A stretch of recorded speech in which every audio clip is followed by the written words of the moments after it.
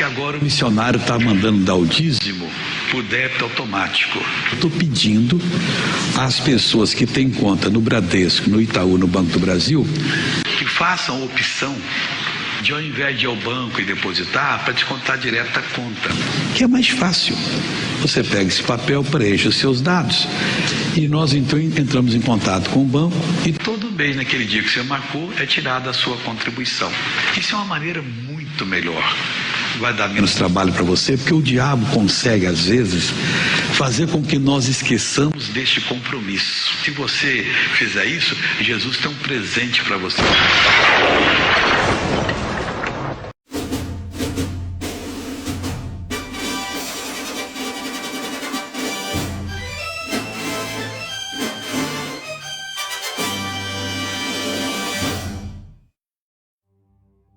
O dízimo, a lei e os cristãos.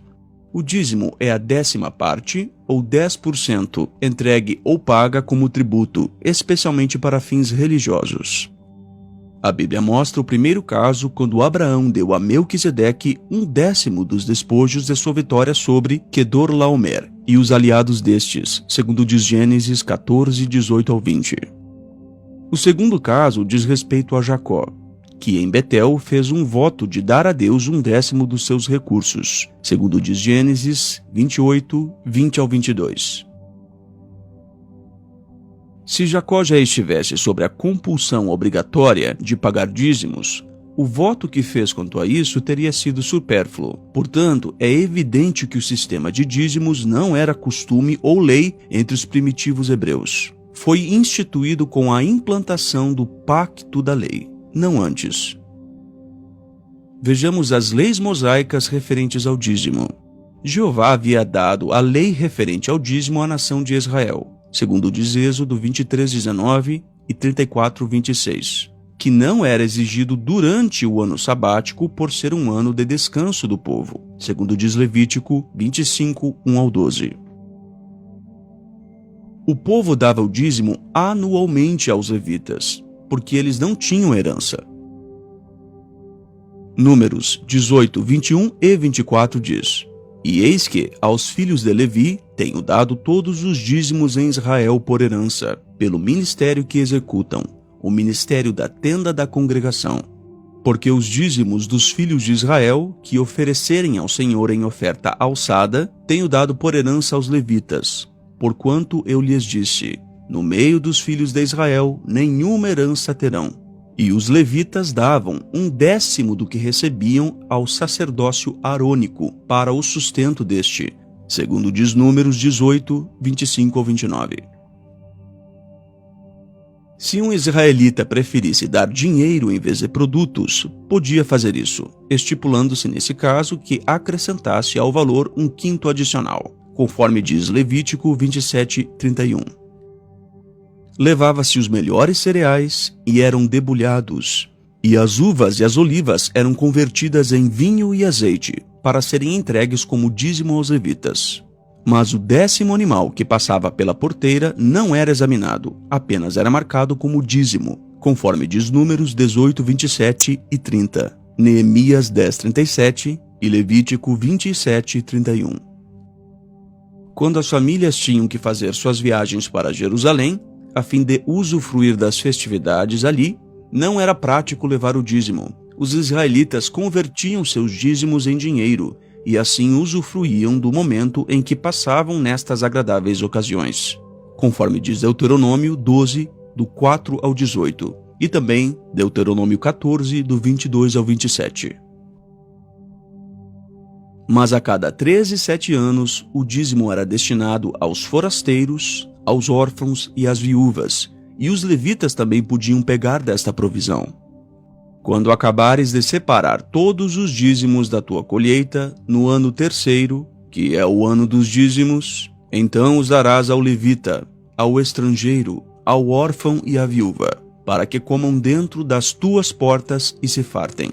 Deuteronômio 26, 12, 14, 28 e 29. As leis do dízimo não eram excessivas, e Jeová Deus havia prometido abençoar aqueles que obedecessem a essas leis. Malaquias 3,10 diz: Trazei todos os dízimos à casa do tesouro, para que haja mantimento na minha casa. E depois fazei prova de mim nisto, diz o Senhor dos Exércitos, se eu não vos abrir as janelas do céu, e não derramar sobre vós uma bênção tal, até que não haja lugar suficiente para a recolherdes. Quando o povo ficava negligente referente ao dízimo, o sacerdócio sofria, pois tanto os levitas quanto os cantores tinham de deixar suas obrigações no templo para conseguirem seus sustentos, conforme diz Neemias 13:10. E quando as 10 tribos se apostataram, eles começaram a usar seus dízimos na adoração falsa de bezerros, conforme diz Amós 4:4 e 5. Mas Jeová era fiel e nada faltava quando o povo fazia o que era correto. Não há nas Escrituras um castigo para quem não pagasse o dízimo. Isso era uma obrigação moral da nação. No fim do ciclo de 3 anos, os israelitas confessavam ter pagado integralmente seus dízimos, pois se assim não fizessem, eram considerados como que roubando de Jeová, conforme podemos ver em Malaquias 3, 7 ao 9, e também Deuteronômio 26, do 12 ao 15. Já na época de Jesus, a cobrança do dízimo ainda estava em vigor. Mas os escribas e fariseus faziam dessa cobrança um desvio da lei e do verdadeiro objetivo, porque deixavam de lado o que realmente era importante, conforme diz Mateus 15, do 1 ao 9. Do que adiantava para eles darem o 10º da hortelã e do endro e do cominho, se o que realmente importava eles deixavam de lado? Mateus 23, 23 diz: Ai de vós, escribas e fariseus, hipócritas, pois que dizimais a hortelã, o endro e o cominho, e desprezais o mais importante da lei, o juízo, a misericórdia e a fé. Deveis, porém, fazer estas coisas e não omitir aquelas. Lucas 11:42 diz: Mas ai de vós, fariseus, que dizimais a hortelã e a arruda e toda a hortaliça, e desprezais o juízo e o amor de Deus. Importava fazer essas coisas e não deixar as outras. Jesus considerou o cobrador de impostos na sua ilustração mais digno do que o fariseu que pagava o dízimo, porque ele se humilhou, conforme diz Lucas 18, do 9 ao 14.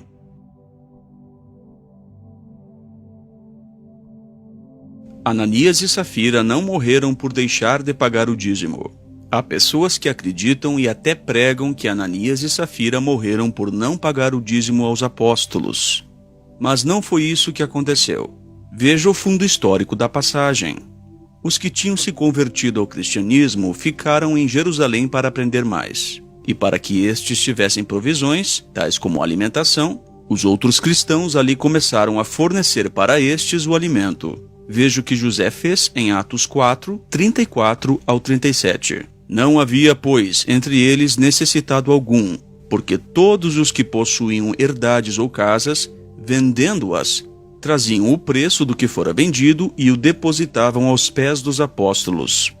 E repartia-se a cada um, segundo a necessidade que cada um tinha. Então José, cognominado pelos apóstolos Barnabé, que traduzido é Filho da Consolação, levita, natural de Chipre, possuindo uma herdade, vendeu-a, e trouxe o preço e o depositou aos pés dos apóstolos. Veja que nem se menciona o dízimo nesse texto. No capítulo 5, que conta a história de Ananias e Safira, veja a trama deles nos versículos 1 e 2. Mas um certo homem chamado Ananias, com Safira, sua mulher, vendeu uma propriedade e reteve parte do preço, sabendo-o também sua mulher, e, levando uma parte, a depositou aos pés dos apóstolos. Ananias não estava entregando o dízimo, e sim o valor total da venda. Mas ele escondeu uma parte dos apóstolos. Por causa de sua mentira, ele morreu. A mesma mentira contou a sua esposa Safira ao apóstolo Pedro, em Atos 5, 7 ao 10.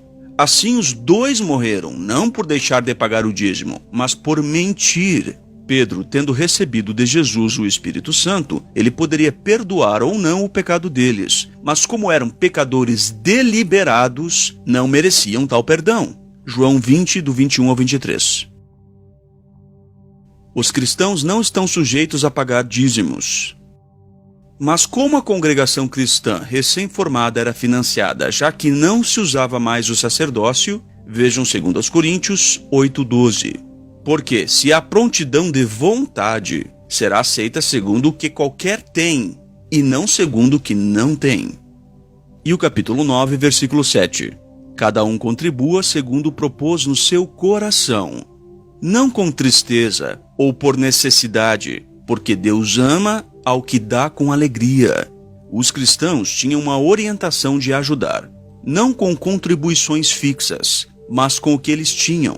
Até mesmo quem tomava conta da congregação trabalhava arduamente, e Paulo foi exemplo nisso, segundo diz Atos 18:3 e 1 Tessalonicenses 2:9.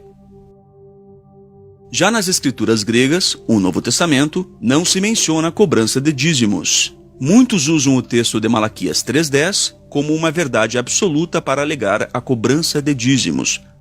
Mas lembre-se, o texto de Malaquias foi escrito por volta do ano 443, antes de Jesus entregar sua vida aqui na terra. O que isso tem a ver com o pagamento de dízimo?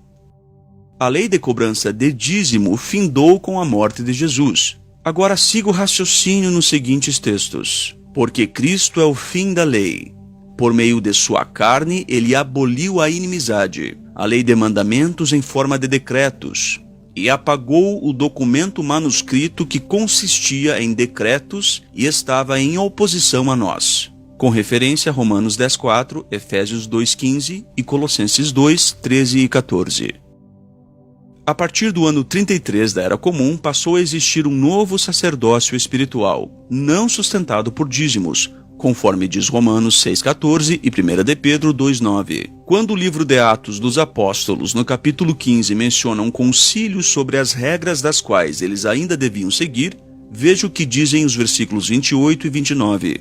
Pareceu bem ao Espírito Santo e a nós, não impor a vocês nada além das seguintes exigências necessárias: abster-se de comida sacrificada aos ídolos, do sangue, da carne de animais estrangulados e da imoralidade sexual. Vocês farão bem em evitar essas coisas. Que tudo lhes vá bem. Muitos que hoje ainda pagam o dízimo não guardam os sábados, não fazem circuncisão, nem sacrifícios e as outras coisas que havia na lei. E aqui no texto lido não se faz mais referência a que se faça. Mas estes mesmos podem alegar: não há na Bíblia nenhum texto que diga que não é mais obrigatório o pagamento de dízimo. Será que não?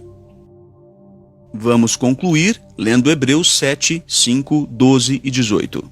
O 5 diz assim: é verdade que, segundo a lei, aqueles entre os filhos de Levi que recebem o sacerdócio têm o mandamento de cobrar dízimos do povo, isto é, dos seus irmãos, embora estes sejam descendentes de Abraão. Os levitas tinham esse mandamento de cobrar o dízimo, mas não estamos servindo o sacerdócio de levitas de Israel. Então como fica a lei do dízimo? Seguindo a leitura: pois, mudando-se o sacerdócio, torna-se necessário mudar também a lei. Houve uma mudança na lei. Agora observe o desfecho no verso 18. Porque o precedente mandamento é anulado por causa da sua fraqueza e inutilidade. Anular significa cessar, revogar uma lei ou privilégio, suprimir, por fora de uso. Sendo assim, fica claro que os cristãos não estão debaixo da lei do dízimo, mas podem ajudar a obra com suas contribuições voluntárias, conforme diz 2 Coríntios 8:12 e capítulo 9, versículo 7.